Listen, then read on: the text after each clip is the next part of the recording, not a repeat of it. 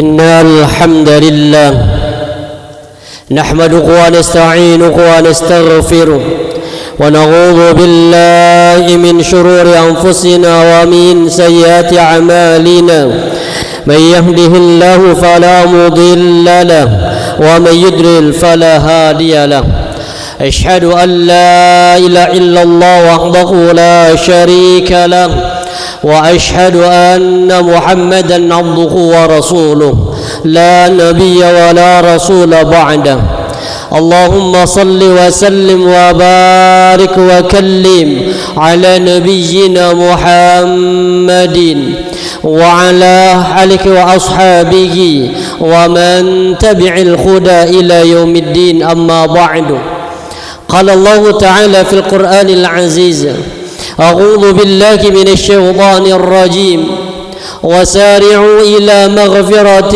من ربكم وجنة عرضها السماوات والأرض وعدت للمتقين وقال في آية الأخرى يا أيها الذين آمنوا اتقوا الله وقولوا قولا سديدا يصلح لكم أعمالكم ويغفر لكم ذنوبكم ومن يطع الله ورسوله فقد فاز فوزا عظيما فإن أصدق الحديث كتاب الله وخير الهدي هدي محمد صلى الله عليه وسلم وشر الأمور محدثاتها وكل محدثة بدعة وكل بدعة ضلالة وكل ضلالة في النار. معاشر المسلمين jamaah sidang salat Jumat yang insyaallah dirahmati Allah Subhanahu wa taala. Alhamdulillahi rabbil alamin. Tidak ada ungkapan yang terbaik pada siang hari ini kecuali ucapan alhamdulillah. Segala puja dan puji syukur hanya milik Allah Subhanahu wa taala atas semua karunia yang Allah karuniakan kepada kita, atas semua limpahan nikmat yang Allah limpahkan kepada kita, sehingga pada siang hari ini atas limpahan nikmat dan rahmat dari Allah Subhanahu wa taala Allah meringankan langkah kita semuanya untuk melaksanakan salat Jumat secara berjamaah. Semoga apa yang kita lakukan ini menjadi asbab Allah Subhanahu wa taala mencintai kita, dan ini merupakan sarana cinta sekaligus rasa syukur kita kepada Allah Subhanahu wa taala. Salawat dan salam marilah kita haturkan pada baginda Rasulullah sallallahu alaihi wasallam beserta kepada keluarganya, kepada para sahabatnya, dan juga kepada umatnya, orang-orang yang istiqamah ittiba mengikuti sunnah-sunnah Rasulullah sallallahu alaihi wasallam, dengan harapan ketika nanti kita berada di padang mahsyar kita diperjuangkan oleh Rasulullah sallallahu alaihi wasallam untuk sama-sama mendapatkan syafaatnya. Maka Nabi Muhammad ditanya oleh para sahabat, "Ya Rasulullah, man as'adan nas bi syafa'atik?" Ya Rasulullah, siapakah orang yang paling berbahagia dengan syafaatmu? Maka Rasulullah mengatakan, "Man qala la ilaha illallah khalisan min qalbi." Orang yang paling bahagia dengan syafaatku adalah orang-orang yang mengucapkan kalimat la ilaha illallah. Orang yang mengikrarkan dirinya dengan kalimat la ma'budu bihaqqin illallah. Tidak ada sesembahan yang hak disembah illallah kecuali Allah Subhanahu wa taala, khalisan min qalbi, dengan bersumber dari hati yang ikhlas, bersumber dari hati yang murni, yang sedikit pun tidak bercampur dengan kesyirikan. Ma'asyiral muslimin, jamaah sidang salat Jumat yang insyaallah dirahmati Allah Subhanahu wa taala. Melalui mimbar khutbah Jumat yang sangat singkat ini, kami mengajak kepada kami pribadi dan juga berpesan kepada para jamaah untuk sama-sama meningkatkan kualitas takwa kita kepada Allah Subhanahu wa taala. Takwa yang sebenarnya takwa yang akan menjadi bekal yang terbaik untuk kita kembali kepada Allah Subhanahu wa taala. Karena sadar ataupun tidak kita sadari, ada seorang imam namanya Imam Hasan Al-Basri Beliau mengatakan dalam satu ungkapan yang sangat indah, lam yazal al-lailu wan naharu sari'aini fi naqsil a'mar wa taqribil ajali fi. Kata beliau, silih bergantinya siang dan malam yang begitu cepat. Yang ini menunjukkan bahwa semakin berkurangnya umur kita di dunia dan semakin dekatnya kita dengan kehidupan akhirat. Senada dengan ungkapan seorang sahabat Ali bin Abi Thalib, beliau mengatakan irtahalatid dunya mutabirah. Dunia sedikit demi sedikit, hari demi hari meninggalkan kita. Dunia sedikit demi sedikit, pelan-pelan meninggalkan kita. Wartahalatil akhirah muqabila. Dan begitu juga sebaliknya, sedikit demi sedikit akhirat mulai mendekati kita. Artinya hidup kita di dunia semakin berkurang, sedangkan akhirat semakin hari semakin dekat, kematian hari semakin dekat. Walikulli wahidatin minhuma banun. Dan di antara keduanya, dunia sama akhirat, itu sama-sama punya pengikut. Ada yang menjadi pencinta dunia, ada pula yang menjadi pencinta akhirat. Fakunu min abna'il akhirah, kata sahabat Ali bin Abi Thalib, maka jadilah kalian generasi-generasi akhirat. Apa maksud generasi akhirat? Rasulullah suatu ketika memegang seorang sahabat yang bernama Abdullah ibnu Umar. Beliau mengatakan, akhadha Rasulullah sallallahu alaihi wasallam bimanqibai. Satu ketika Rasulullah memegang kedua pundakku, dan Rasulullah memberikan nasihat dengan kalimat yang pendek tapi bermakna. Apa kata Rasulullah? Qul fid dunya ka'annaka gharibun aw abiru sabil. Kata Nabi, tinggallah engkau di dunia, jadikanlah kehidupanmu di dunia itu seperti orang asing, au abiru sabil, ataupun seperti orang yang sedang perjalanan mampir sejenak untuk melanjutkan perjalanan yang lebih panjang. Karena sadar ataupun tidak kita sadari, sesungguhnya manusia itu adalah sebuah perjalanan panjang yang nanti perjalanan berakhir hanya bermuara di satu di antara dua pilihan. Makanya Allah gambarkan, wa kadzalika auhayna ilaika qur'anan arabiyya, dan demikian itulah kami, kata Allah, mewahyukan Al-Quran turun di kota Makkah berbahasa Arab. Apa fungsi Al-Quran ini? Litundira ummal qura wa man haulaha. Al-Quran berfungsi memberikan peringatan murni kepada penduduk Ummul Qura, yaitu penduduk kota Mekah yang dikenal dengan jahiliyah, wa man haulaha, dan kemudian penduduk sekitar kota Mekah. Wa tundira yaumal jam'i la raiba fih, dan Al-Quran juga ngasih peringatan pada kita. Al-Quran ngasih informasi kepada kita. Al-Quran memberikan ancaman kepada manusia tentang apa? Yaumal jam'i, tentang adanya hari kiamat. La raiba fih, sebagai seorang muslim tidak akan pernah ragu tentang adanya hari kiamat ataupun harinya perkumpulan. Maka kemudian perjalanan panjang kita itu akan berakhir.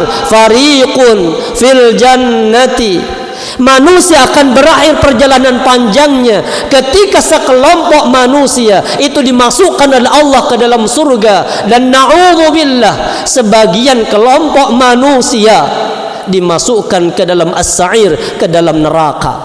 Pilihannya hanya dua, al-jannah surga, as-sa'ir neraka. Maka perjalanan ini tergantung bagaimana ketika kita hidup di dunia akan diarahkan kemana perjalanan hidup kita. Makanya lam yazal al-lail wan nahar, silih bergantinya siang dan malam yang begitu cepat, itu juga begitu cepat mengurangi jatah hidup kita di dunia. Wa taqribil ajal, dan begitu juga begitu cepat kita semakin dekat dengan ajal. Apalagi kita berada di awal dari tahun baru Hijriyah, kita berada di bulan Muharram, momentum yang dikenal dengan hijrah. Apa hijrah itu? Wal muhajiru man hajara mana Allah an wa rasuluh. Orang yang dikatakan hijrah, memperbaiki diri. Hijrah, meninggalkan dari perkara-perkara yang diharamkan oleh Allah dan Rasulnya, menuju kepada perkara-perkara yang diridhai oleh Allah Subhanahu wa ta'ala. Inilah kita akan berjalan. Kita akan melanjutkan perjalanan panjang kita ini. Muara kita tergantung dari perjalanan hidup kita.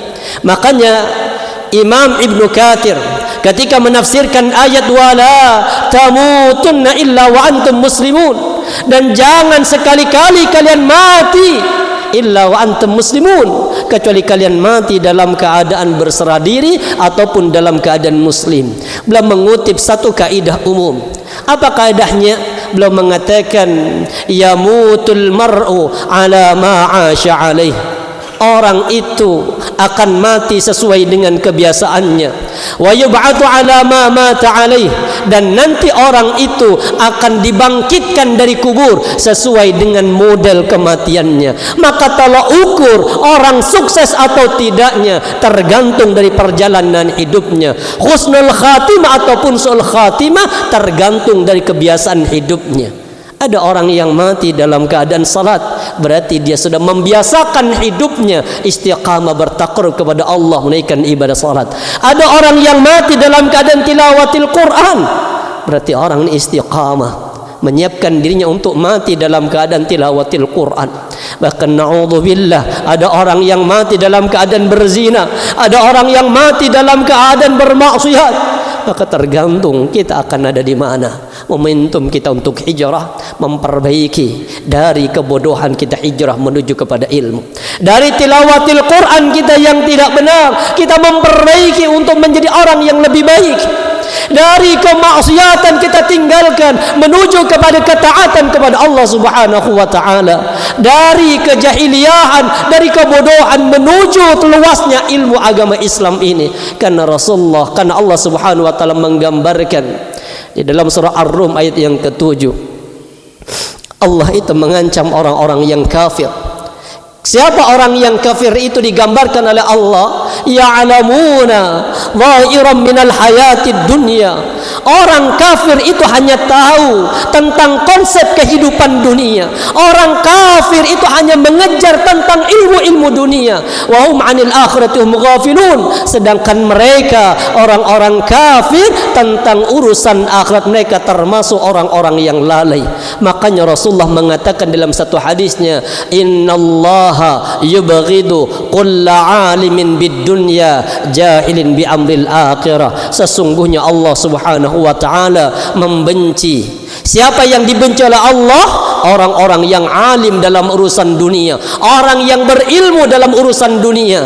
Tapi dia akan dibenci oleh Allah ketika jahil bi amril akhirah, kalau dia bodoh dalam kehidupan akhirat. Maka momentum di bulan Muharram ini kita memperbaiki diri kita menjadi pribadi yang lebih baik daripada yang sebelumnya, meninggalkan kemaksiatan menuju kepada ketaatan kepada Allah Subhanahu wa ta'ala, agar sampai nanti perjalanan panjang kita berakhir sesuai dengan apa yang kita cita-citakan. Kita mati dalam keadaan yang husnul khatimah, dan semoga Allah tetapkan kita mati di atas dinul Islam, mati di atas keimanan, dan mati dalam keadaan yang husnul khatimah. Barakallahu li wa lakum fil Qur'anil Karim, wa nafa'ani wa iyyahu bima fi dzikril hakim, wa taqabbala minni tilawatahu innahu wal ghafurur rahim.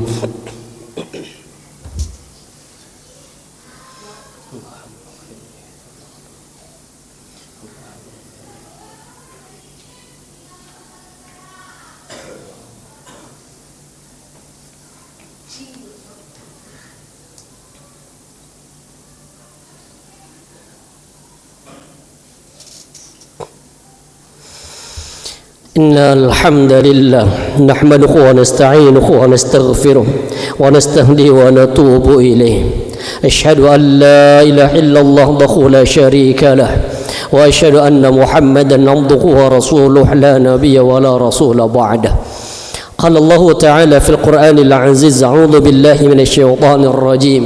يا أيها الذين آمنوا اتقوا الله حق تقاته ولا تموتن إلا وأنتم مسلمون. وقال في آية الأخرى إن الله وملائكته يصلون على النبي يا أيها الذين آمنوا صلوا عليه وسلموا تسليما اللهم صل على محمد وعلى آل محمد كما صليت على إبراهيم وعلى آل إبراهيم وبارك على محمد وعلى آل محمد كما باركت على إبراهيم وعلى آل إبراهيم إنك حميد مجيد اللهم اغفر للمسلمين والمسلمات والمؤمنين والمؤمنات الأحياء منهم والأموات إنك سميع قريب مجيب الدعوة يا قاضي الحاجات اللهم إنا نسألك سلامة في الدين وعافية في الجسد وزيادة في العلم وبركة في الرزق وتوبة قبل الموت ورحمة عند الموت ومغفرة بعد الموت اللهم حون علينا في سقرات الموت والنجاة من النار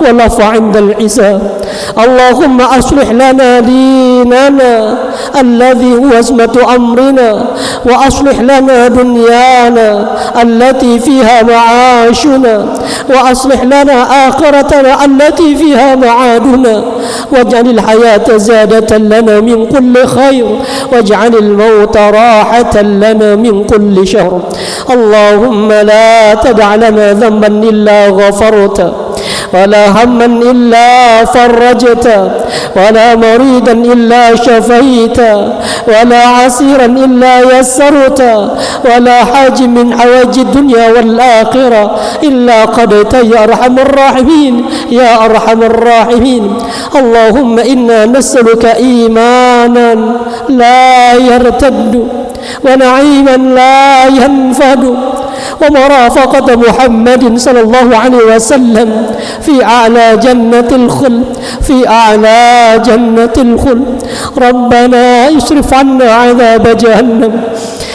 عنا عذاب جهنم إن عذابها كان غراما إن سأت مستقر ومقاما ربنا آتنا في الدنيا حسنة وفي الآخرة حسنة وقنا عذاب النار سبحان ربك رب العزة عما يصفون وسلام على المرسلين والحمد لله رب العالمين عباد الله إن الله يأمر بالعدل والإحسان وإيتاء ذي القربى وينهى عن الفحشاء والمنكر والبغي يعظكم لعلكم تذكرون ولذكر الله أكبر